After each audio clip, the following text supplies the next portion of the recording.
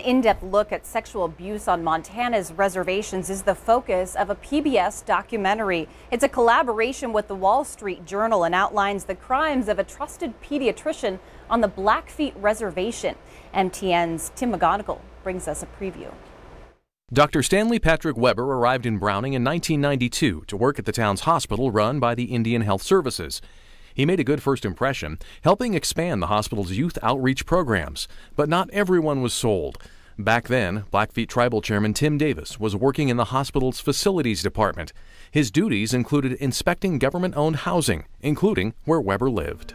The gentleman had a lot of food items, candy, pop, cookies, and then toys, games, videos, games that boys would play with. Others at the hospital became suspicious as well. They were concerned about an after-hours clinic Weber started, where he would see children without a parent or another adult present. This is grooming behavior. So you take kids who are high risk, who are from difficult family circumstances, and who are poor.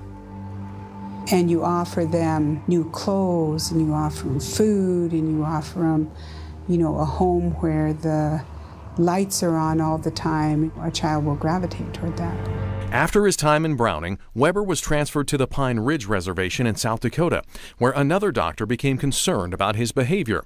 When he shared those concerns with Becky Foster and her husband Mark, a former IHS psychologist, anger and frustration set in.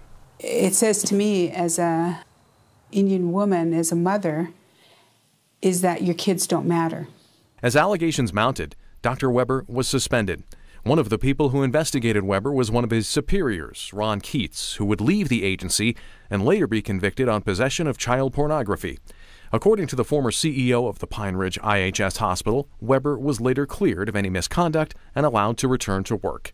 Weber would ultimately be charged with abusing 4 boys on the Pine Ridge Reservation and 2 on the Blackfeet Reservation.